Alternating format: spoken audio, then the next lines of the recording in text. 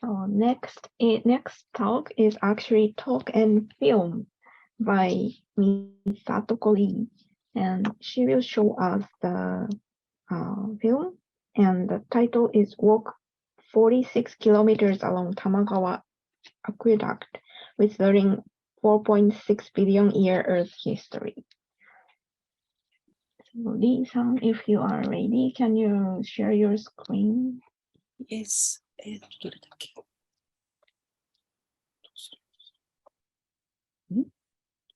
今画面の共有をしたんですけど、どうしたんですか？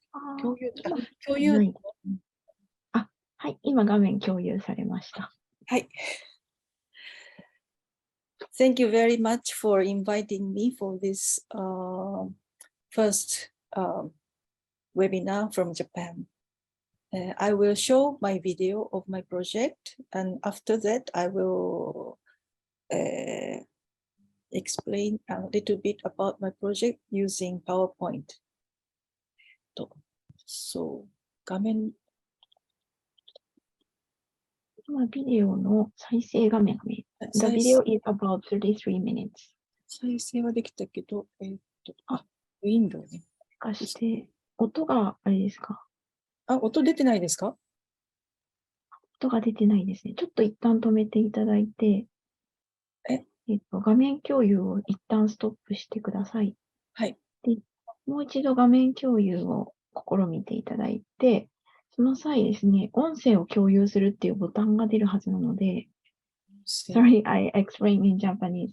Please be patient. 共有は今しましたけど、共有するときにですね、なんか四角いボタンが出てきて、音も共有するっていうのが出るはずなんですけど。画面の共有？共有始める際にですね、共有する画面を選ぶウィンドウの左下のあたりに、音声を。ありました、ありました。はい、そちらをクリックしてください。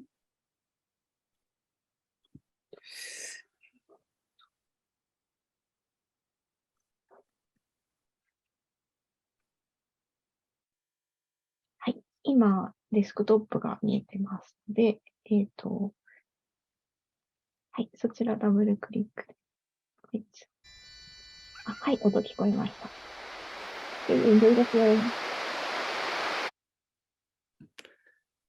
一度最初まで巻き戻してもらって、再生していただけますか。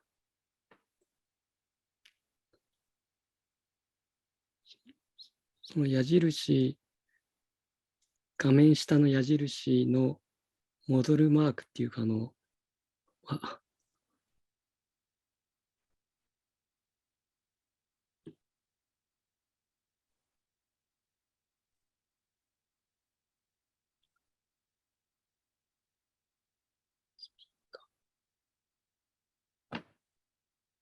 音聞こえますか？はい、聞こえます。さっき大丈夫だったので、ただちょっと始まってから再生になったので、一番最初のところから再生いただければ完璧です。音聞こえてましたか？聞こえてました。はい。すいません。もう一回やります。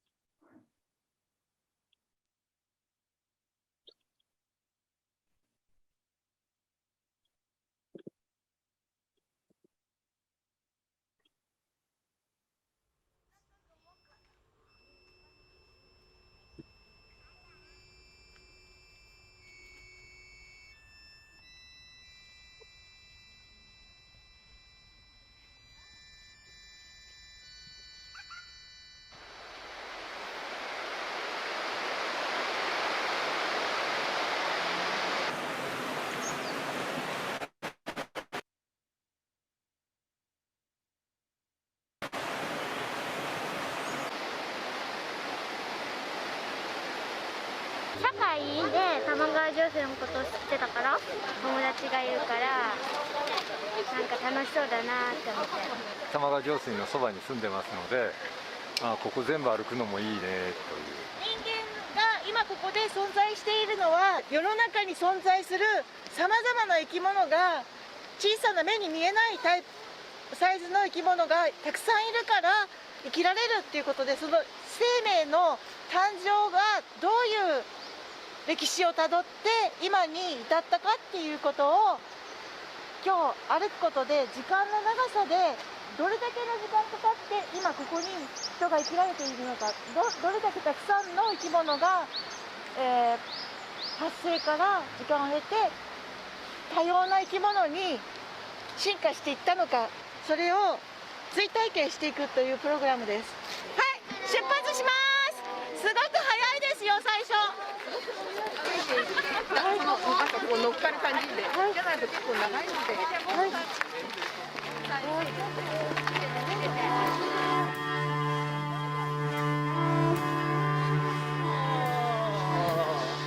1キロずつを1億年と噛み締みながら踏み締みながら。そうなんですね。はい、それで今400メーターですから今が。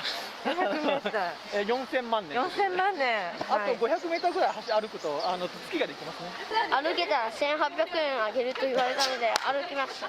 みんなでこの距離を歩くっていうのは僕もあまり聞いたことがなければ自分自身も経験したことないんで、それがどうこうワークショップとしてなっていくのかっていうところもすごく興味があってさ、参加者が一人一人それぞれの作品にもなれるだなと思ってます。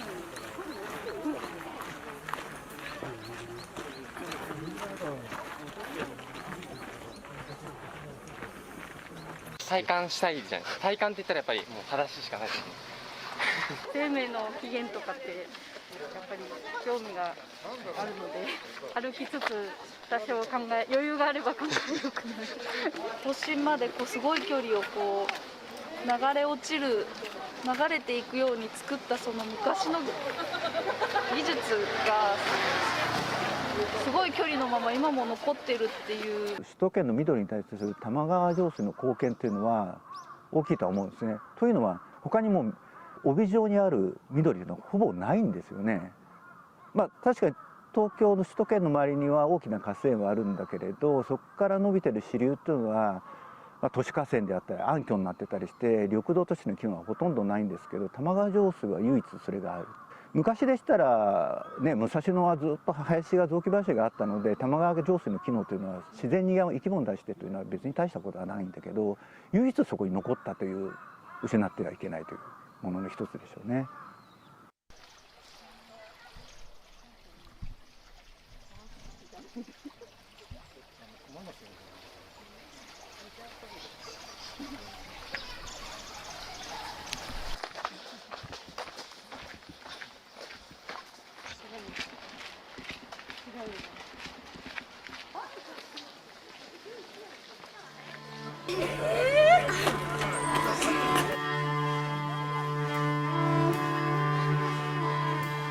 この先の踏切で生命が生まれるんですよ。現代から38億年前。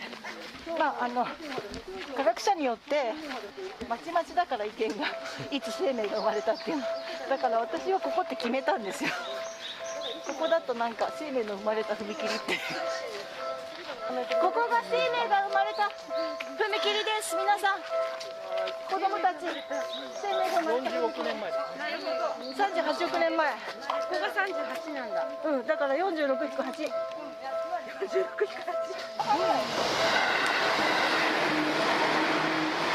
別に一人で体験してどんな感じがするんだろうって、その46キロ6億年っていう距離を歩いて、最後の人間が化石燃料を使い果たしているこの100年、100年ってアバウトですけど、100年がどのぐらいの距離なのかっていうのを体感してみたいなって。多分最初で最後なので46キロも歩くの。普段意識してない歩くっていうことにスポットが当たるというか歩くってなんぞやみたいなのが人生初めて。二足歩行になって視界が広がって、歩くことで足の指もしっかり使えるようになって、手もフリーになって、手でいろいろなことができるようになって、技術が使えるようになって、そして脳が発達するという、歩くとは人間の原点みたいなまた46キロぴったりあったっていうのも驚きなんですけども、ものすごい企画だと思いますよ。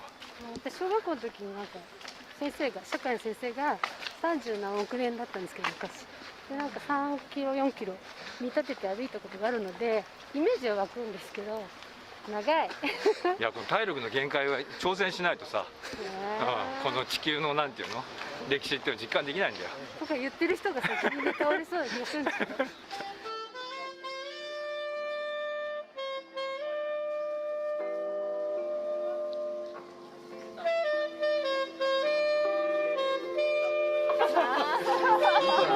素直で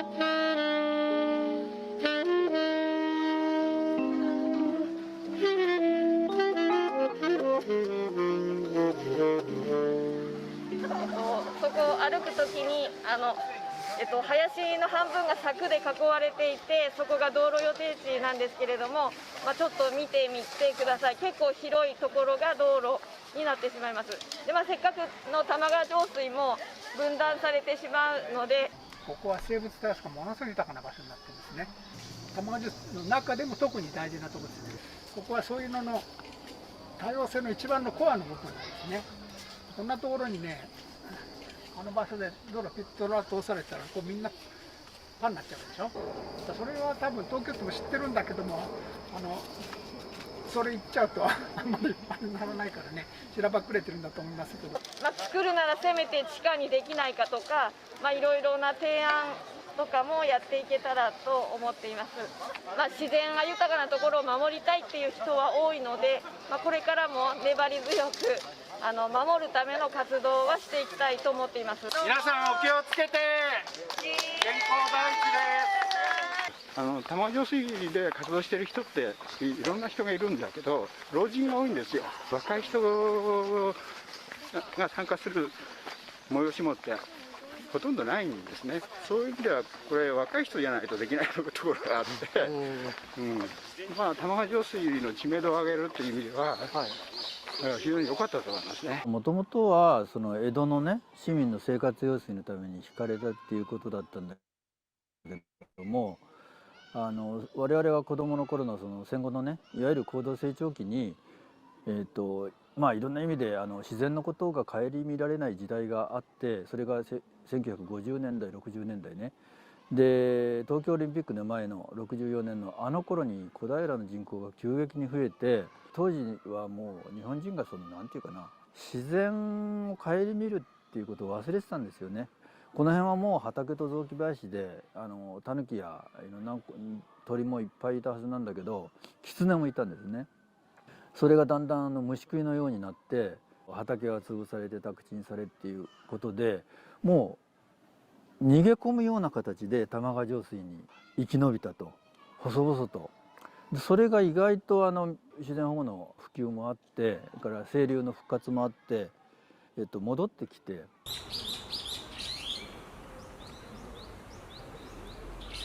これは私がやろうって言ったんじゃなくて子供がやりたい影の会に参加してるから、みんなで歩こうってなったみたいで、ちょっとこれは親のね役割を超えてる気がしますね。で今日ね玉川上水で見つけた私たちのグループが、大人のグループがね調査をして見つけた生き物たちの写真とかイラストを持ってきてるので、まだみんな見たことがないかもしれないけど、確かに玉川上水にいるんだっていう生き物を影で作っていきたいと思います。これちょっとこれ混ぜちゃったから、貼ってちょっと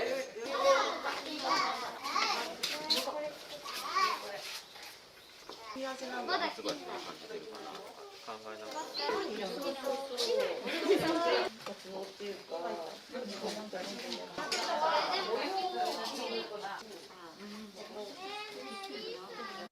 もう一個作ったの？なん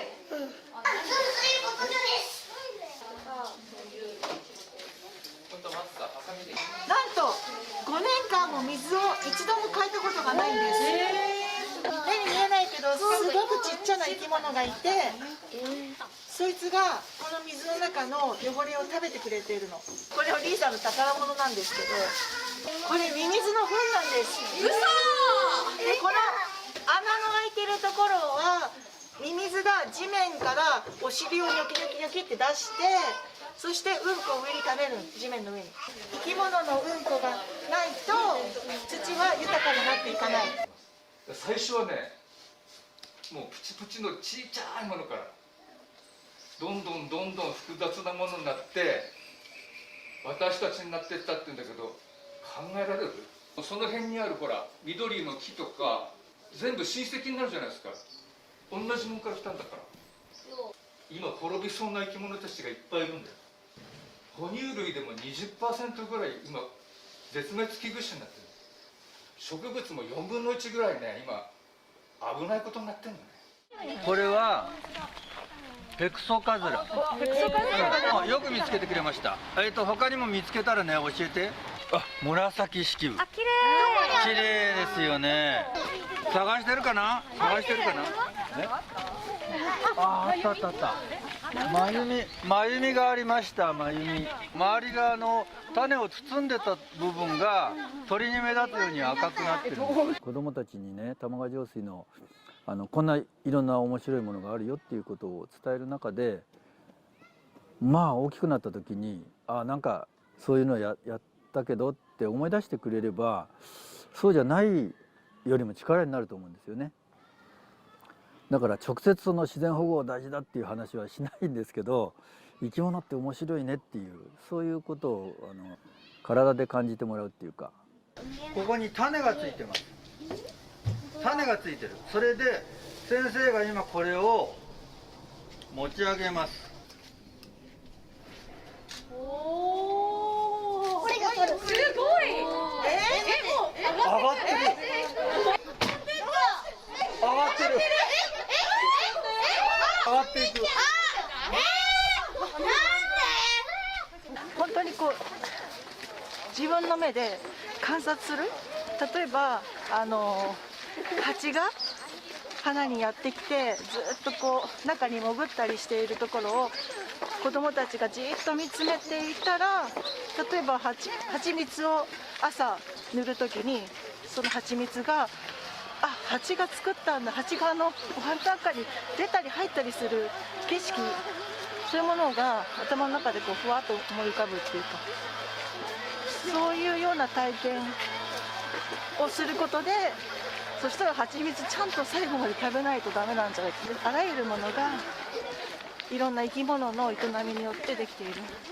毎日スーパーで買う食べ物ほとんど全て生き物ですからね。これも多分ね、森茶葉ね、ゴキブリさん。だから食べられちゃう。でもゴキブリってさ、汚いとかっていうねイメージあるかもしれないけど、本当はね、こういうね枯れた葉っぱとか食べてて、シロアリの仲間ゴキブリってでいい土にしてくれる。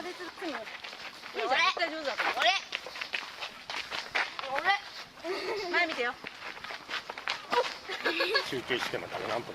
休憩地点までまだまだありますよ。ここがそれで桜のために木が間伐されたっていう地域ですね。だから日陰がないんですよ。黄金桜のために。そう、黄金桜。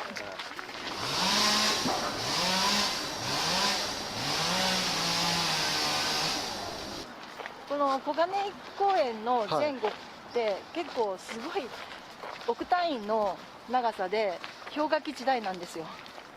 で氷河期なのになぜか酸素が増えているっていう、だから生命が発生するのはすぐなんですよ。相当前だったでしょ。そこから目に見えるサイズのものが現れない。で退屈な何十億年って言われてるみたいですけどね。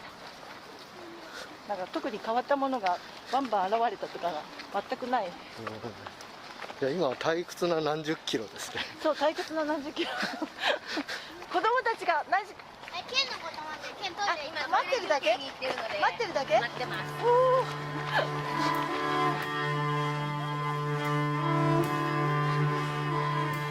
いや、捕まえたぞ。でもちっちゃいから逃がしてあげよう、これは。カナヘビ。カナヘビ？クソちっこかった。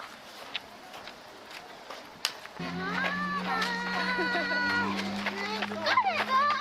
んな疲れてるよ。よし、普通のままに捕まっていこう、こうやって。若者が頑張ってよ。アスファルトの違いに敏感になります。いや、目標は30キロですね。いやでもこれ多分靴がなかった時代ってみんな、いやもう最初から白線だけにしとけばよかったなと思いました。頑張れ。何がよ。土踏まずがいいじゃない。マジか。土踏まないはずなのにな。踏まないところがいいじゃない。どこまでも。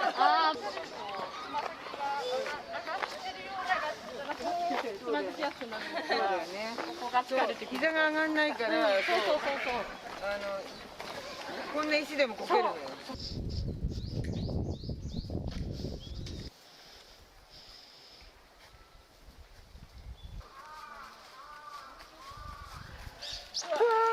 ごめんね、もう僕はここで履いちゃうから。あ、そんな46キロじゃないのか。男の約束を破るのか。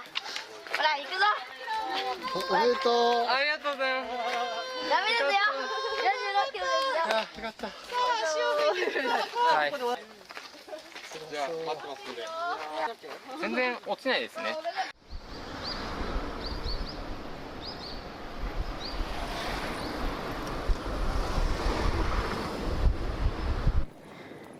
一人でも多くの方にとにかく分かってほしいなって。ここに立つのは2008年。そもそも2001年に東京都がこういう計画を発表なさって、その時からみんなで反対運動をしていたの。で去年6月8日にここが開通して、私は歩く人のことだけね一生懸命メッセージ出してたけど、車の人にもね分かってもらわないといけないわなんて言って、それで6時半から8時半までここにいたんだけど、やっぱりねここで渋滞してたり信号待ちだったりするといろんなプラカード見るのよね。それでお辞儀していく人とか、オートバイの人なんかはね「すみません」とか言いながら通ったりね。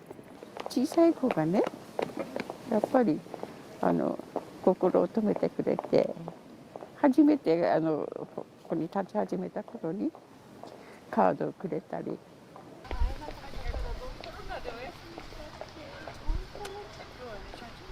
なんかほら今東北で堤防とかいっぱい走ってるじゃないですか、そういうふうにすると結局その海の環境って山の環境と地下でつながってるんで、堤防やってるだけで海の魚が取れなくなるっていうかね、なんかそれが今漁師が気づき始めていて、目に見えない世界だから気に留めないけど、知らないうちに何かが起こってるっていう。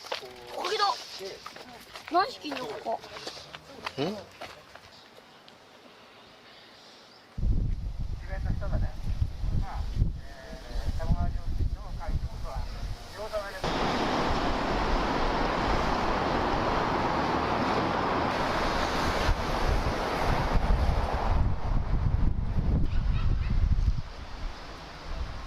なんか上半身は元気なんですけど、なんかちょっと足に疲れて。なんかお茶ありがたい。すごいありがたい。ありがとうございます。最後の方足が上がらなくなってくると思うので、ここでしっかり。こ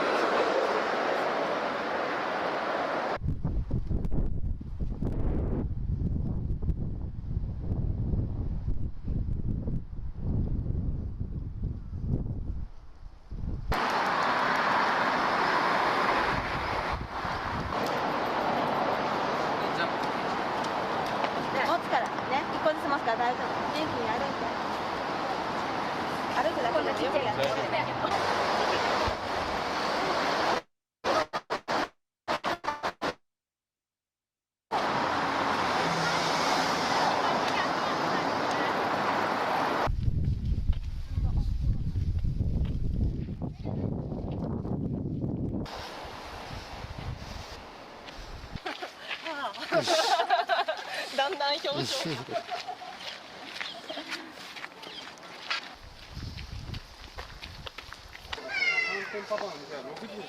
まだまだ初台まで6キロ、あと2キロだよ。もう明日から車椅子生活しようかな。逆立ちで歩く。逆立ち歩く。もう足は使わないね。足はで。あれだよ、なんだっけ、電動で動くやつよ。セグウェイじゃないの。あ、そう、セグウェイ。明日からセグウェイ生活。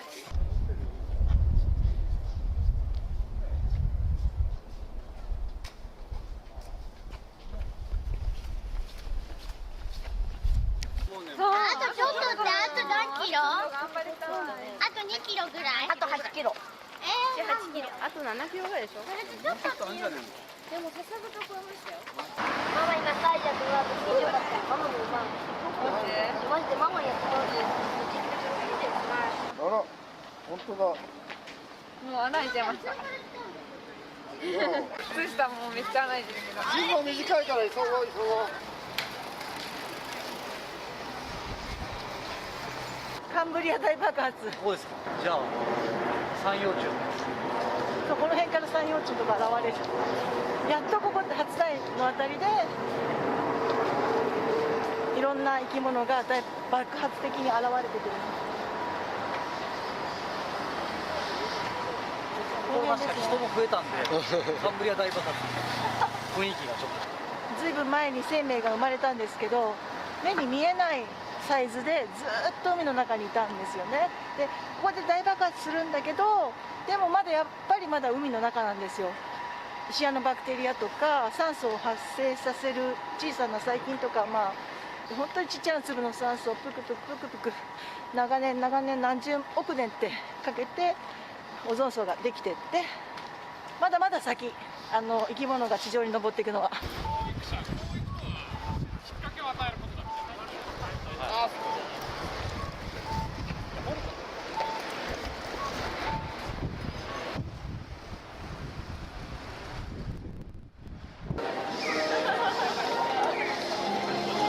こからワープして、四谷まで行くか、今体と相談中です。あー、通り過ぎる。せっかく40キロ歩いたんだし。あと6キロ、頑張ろう。い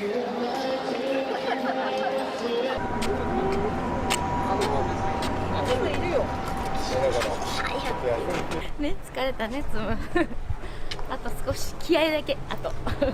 46キロも無理でしょって思ったけど、ここまで来たらね、ゴールしないと。自然が大切だとか生き物の命が尊いって言って感情に訴えることはできますけれど、それが本当に大切なのかどうか、人間がそれぞれやってる行為を見てるとクエスチョンがあるわけですね。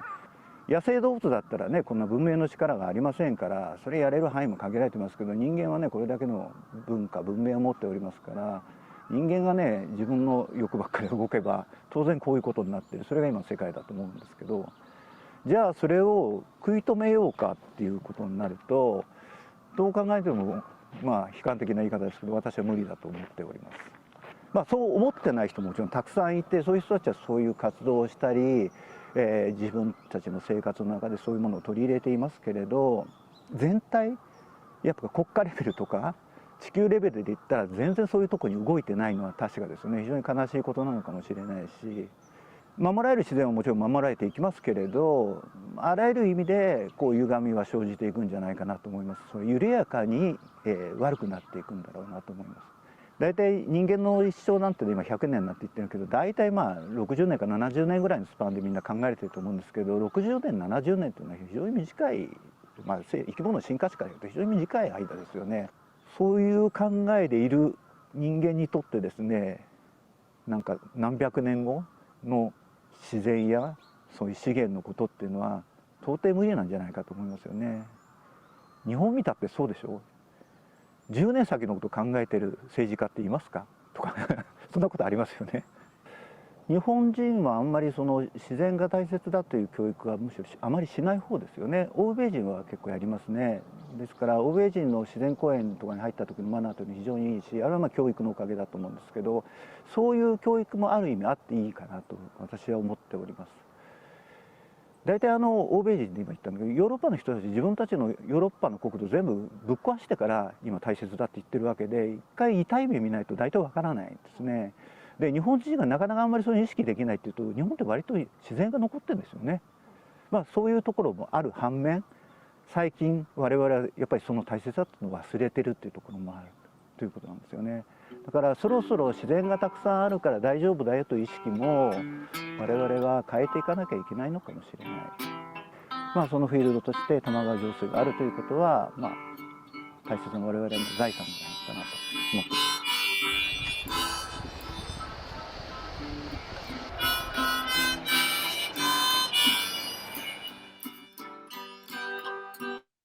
I'm riding on the river of no return, fulfilling dreams and desires, fated destinies. Remember the good times, regret unforgiven ones, baggage of discomfort, haunted by ghosts we left behind. If only I could go back again, wouldn't it be still be just the same?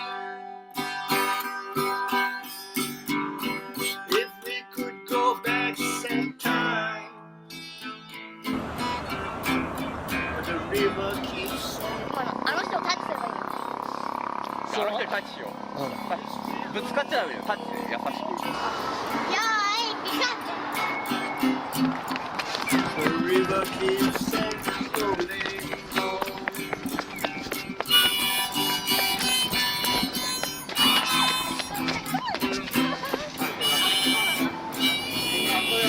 おゴーちゃんとマンモスだ。そうだよ。よく見てくれ。ママやった1位だ。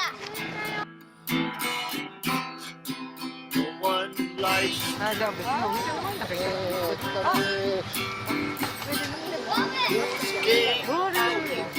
ールした。ゴールです。おめでとうございます。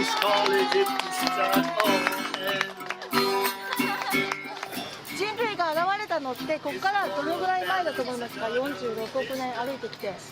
2歩ぐらいこの辺でその先Sが生まれたわけです。で、エンジンが生まれたのが70メーター手前。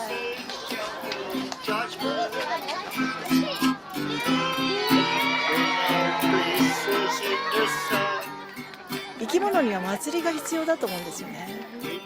近くに住んでいる人とちゃんとつながってなきゃいけないっていう、そのつながるっていうことがすごく大事で、祭りをすることでその絆ももっと深くなっていく。いろいろな問題も時々起こるんだけど、それを解決して乗り越えて、さらになんかこう近い間柄になっていくっていうか、なんていうか、これで終わりっていうんじゃなくて、自分の人生においてこれからも続いていく関係っていうのができたような気がするし、そうやって人と人のつながりがどんどんつながっていくっていうのが生物多様性とすごく近いっていうか、生物多様性もつながっていることで生きていける。人も同じ種だけどいろいろな人たちとつながっていくことで生きていくっていう、そういうことをすごく感じます。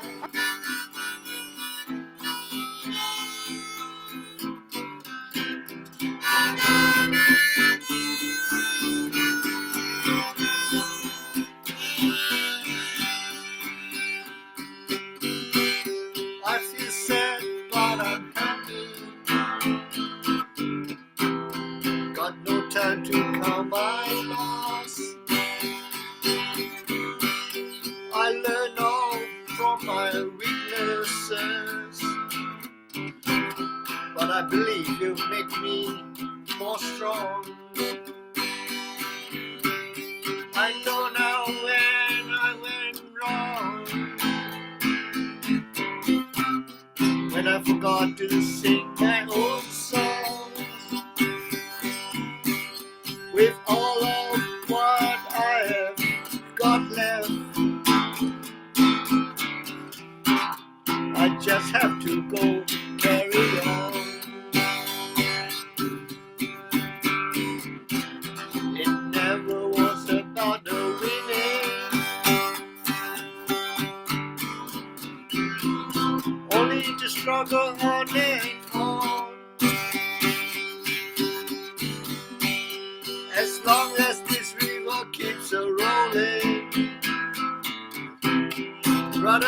useless.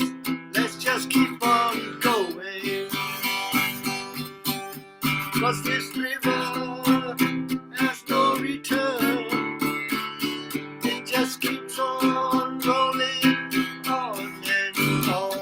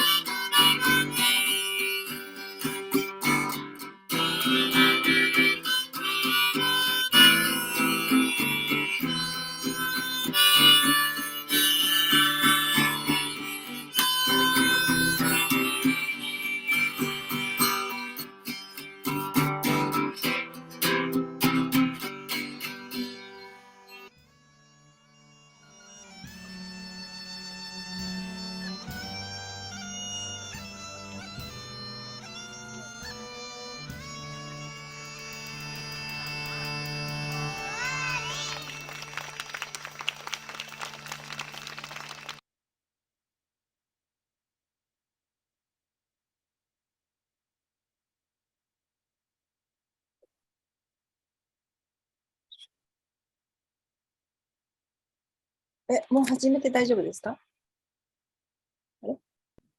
大丈夫です。はい、お願いします。I will talk about a project from now.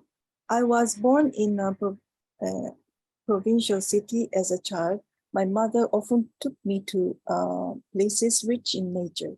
When I was young, I traveled and walked along in different parts of the world, and I believe those experiences influenced me today. ちょっとすみません。I began to think that garbage is not garbage, and I did a project with children called Food for Earth. The mouth of the earth is compost.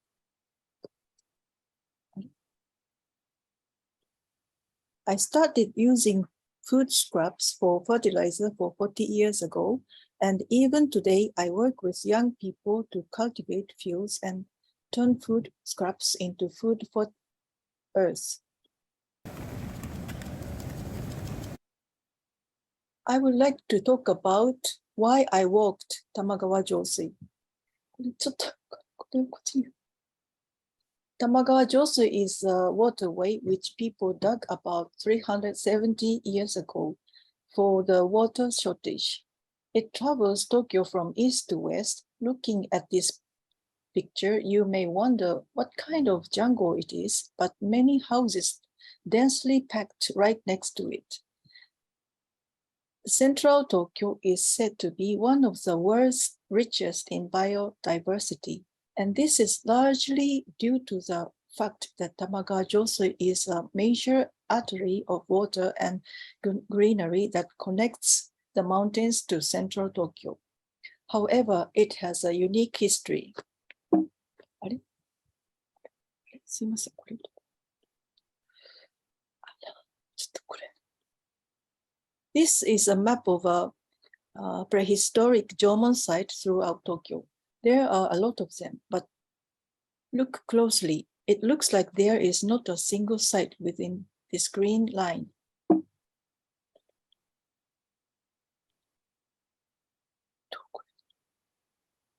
I was surprised to confirm that not a single Jomon site was found around the Tamagawa Josui. This indicates that the area has not been inhabited since the Stone Age.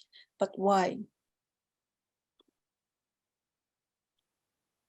Answer is simple. There was no water there. The place where Tamagawa Josui was dug was the highest point, like the peak of the mountain. They created a waterway where the river should not have flowed. See how all the other rivers do not go to the center of the city. In other words, human-made Tamagawa Josui is the only direct flow from the mountain to central Tokyo.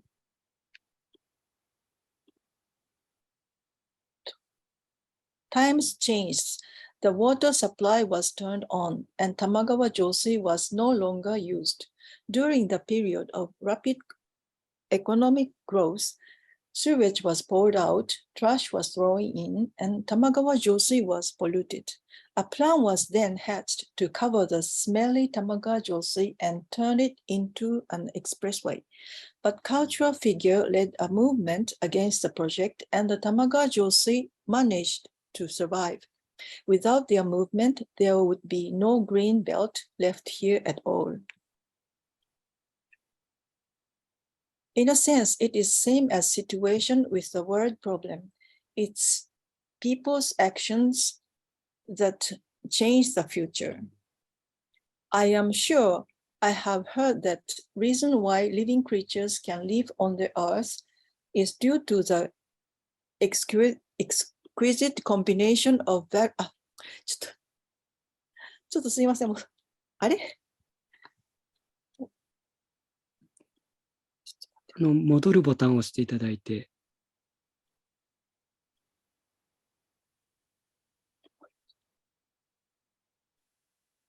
I'm sure it's the same situation with the word problem. It's people's action that change the future.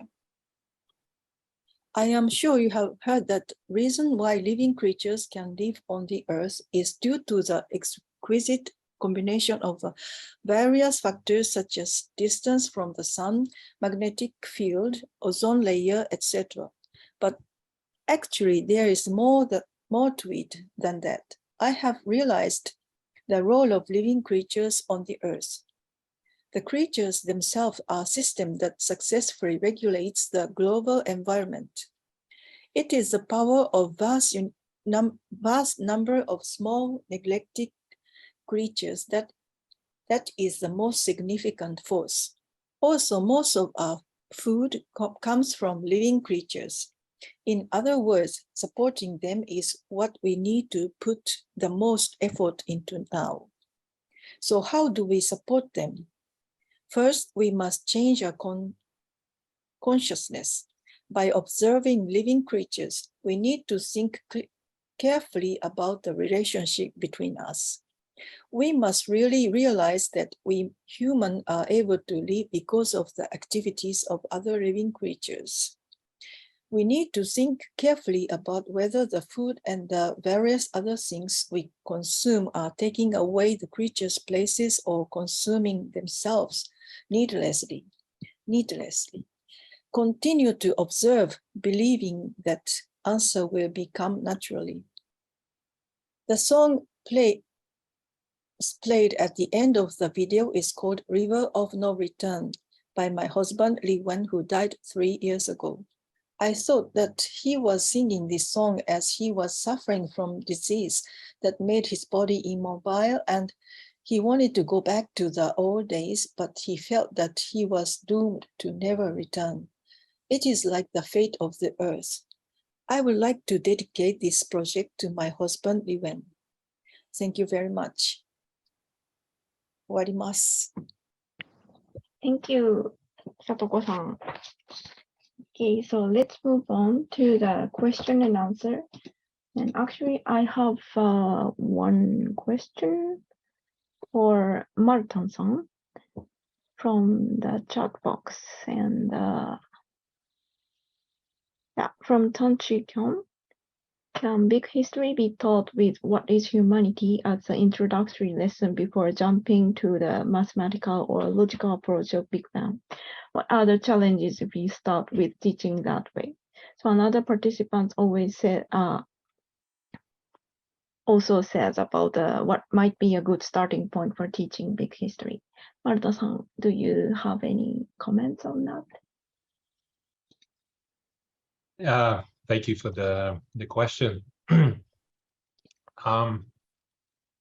You know, I as a scientist, I followed, you know, an established kind of maybe you could say sometimes unfortunate. We don't need to limit ourselves to this linear way, but the path is seen as a, you know, the timeline that I tried to show in some slide shows us a linear timeline, which is the logic behind the construction of the content.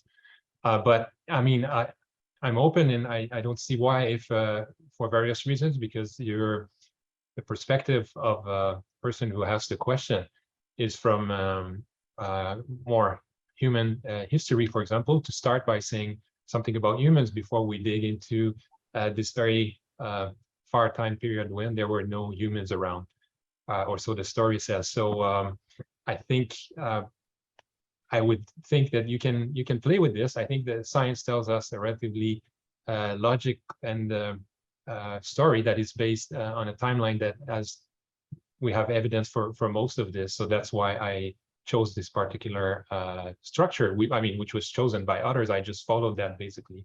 So, but yes, it's an interesting question, and I think why not try to play with some of these things. And I would like to know from this person if they want to discuss what there's particular reason why you might want to start otherwise.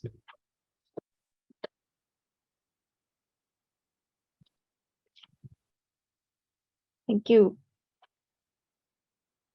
Do you have any comments from the audience of this matter?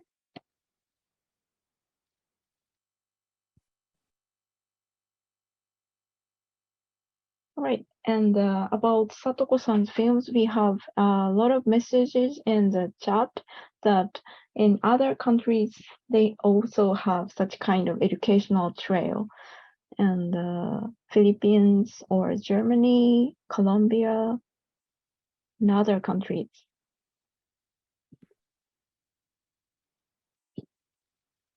Any other questions to the two talks and films? There is one question in the chat. How was the shadow play at the end or made? I would explain how I made the shadow puppet. I asked the children to attend many activities like nature walk or asking professional to talk about the history of the universe. And after experience these things, I asked the children to make a puppet. And we actually, I made a story, but they practiced very well. And it took 1 year to make that paper puppet, shadow puppet. Amazing. Thanks for the explanation. Thank you. Any other questions and comments?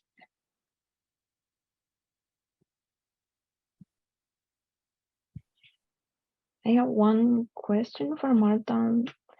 It was so impressive that you constructed this kind of big history course from scratch for STEM students. And I think you mentioned about the which age is appropriate for teaching this kind of courses.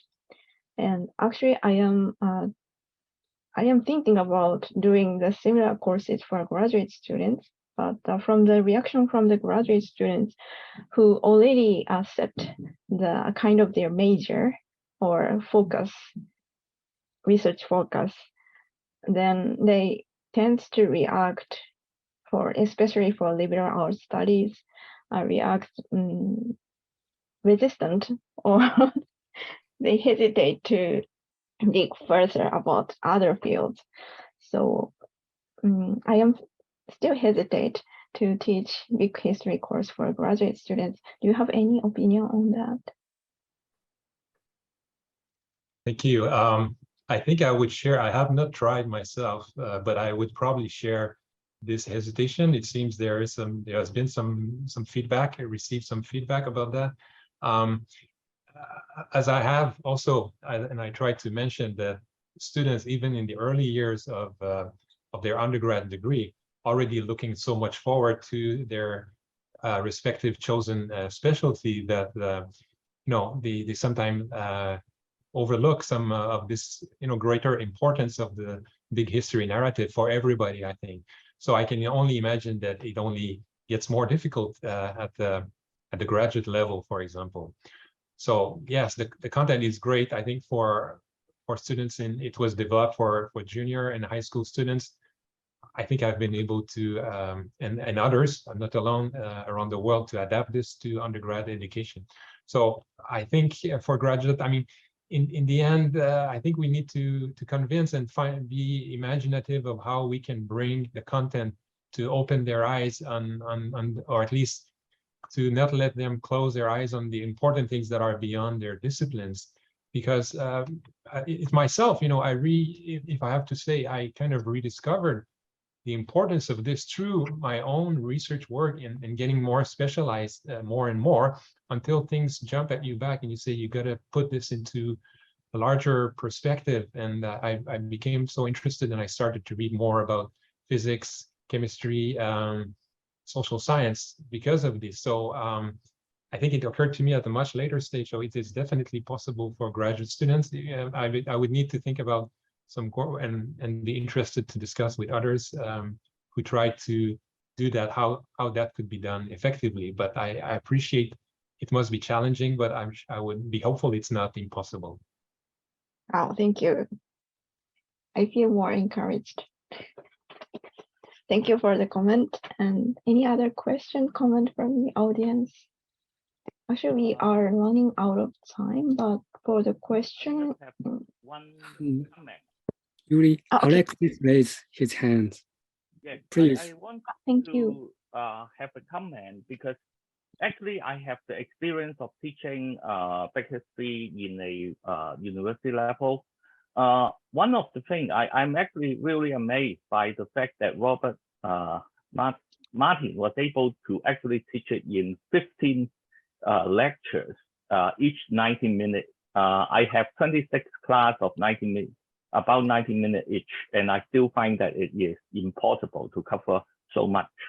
But I want to comment on the motivation part, because originally I was teaching very similarly, just introduce the physics and then biology, and then just following the framework.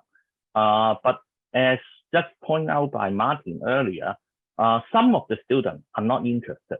They are already disciplined, and they don't want to really say, unless we give them a good understanding or some motivation, they find it really, they don't connect in the beginning.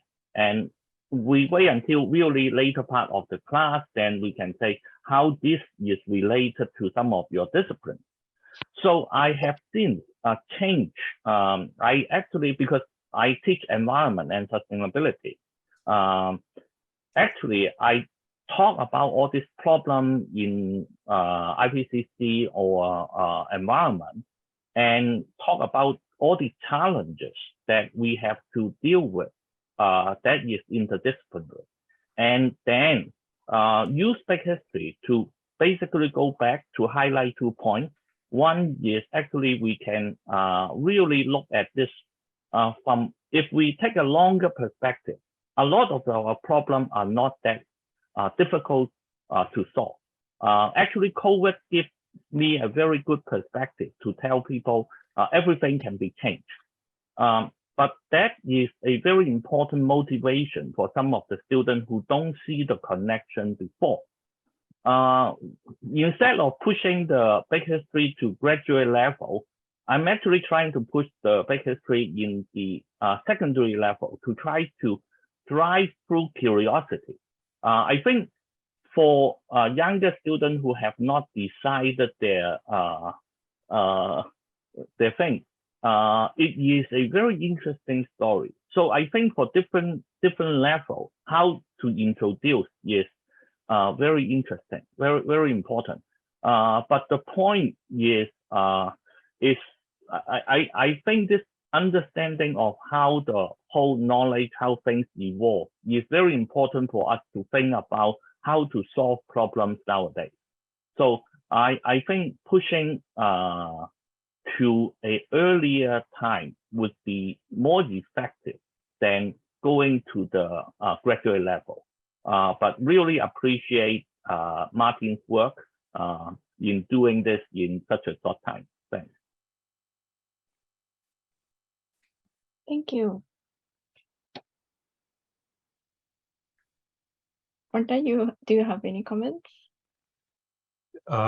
Thank you. I mean, I agree with most with everything you said, and the 15-week challenge has been difficult, but somehow I had to go through severe trade-offs, but I'm still satisfied with the experience, and the course is evolving.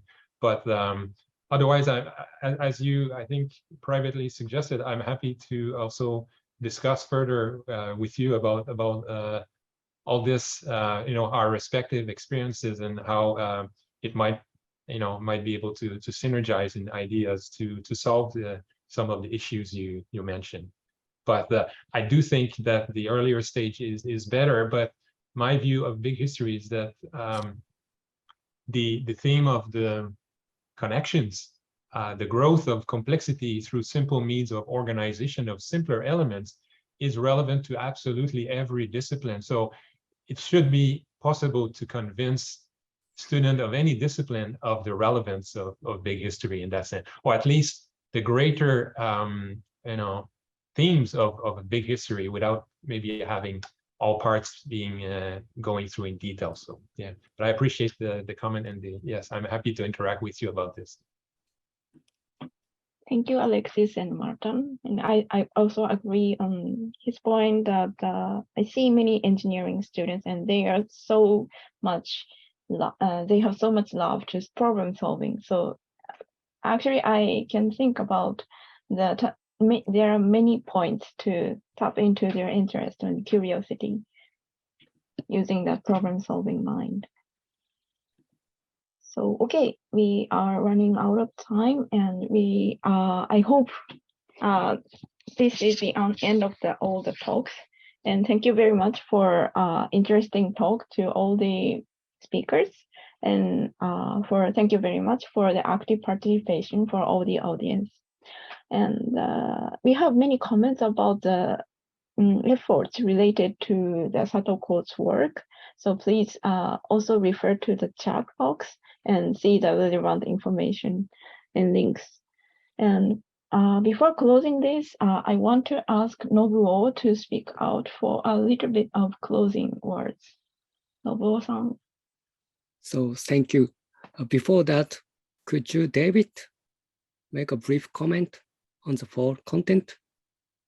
Yes, I think that this has been a tremendous webinar. I mean, congratulations to the organizers and to all of the speakers and the audience. I just thought it was marvelous, and it does. I think that I don't know what is happening exactly, but I feel like the entire IBHA and field of big history has been re-energized through the work that you all are doing.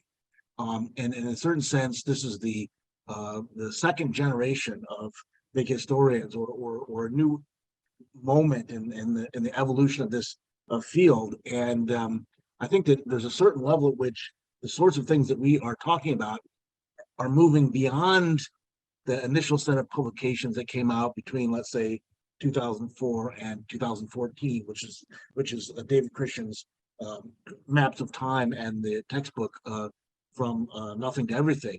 And now in these last 8 years, we're taking those ideas and exploring those paradigms in new ways. And this was a really good example of this. And I hope that everybody here will consider presenting a version of their paper to a larger audience in the conference in July of 2023. We're doing a 24/7 virtual conference around the world, 72 hours. And parts of that will be sort of hybrid, and much of it will be online. And I think the call for papers is out now, but if not, it will be soon. And also, please consider doing some writing on the subject you're talking about.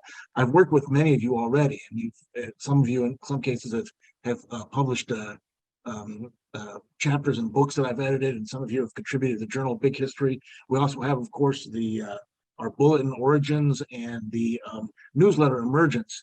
And we're always looking for new material. So if you want to take some of what you've been working on and share it in printed form, please let me know. Congratulations to all of you. It was an excellent webinar. And I feel privileged to be working with such esteemed colleagues. Thank you very much. So 8 years ago, when I first attended the global conference of the IBHA, I was the only person who came from Japan. And after 8 years, today, I'm so glad and grateful. Now we have many wonderful presenters and winning big historians in Japan. And today we talked and discussed human thought, religion, pioneer of big history, a little big history, undergrad education, and environmental and artistic activism. Now we have a variety. Our future challenge is to attain depth, that is, digging them deeper and deeper until reaching new sort of wisdom. So today is our starting point. But all of this can be done anywhere in the world. So I'm very much looking forward to seeing other types of webinars from many parts around the world. And as President David Franks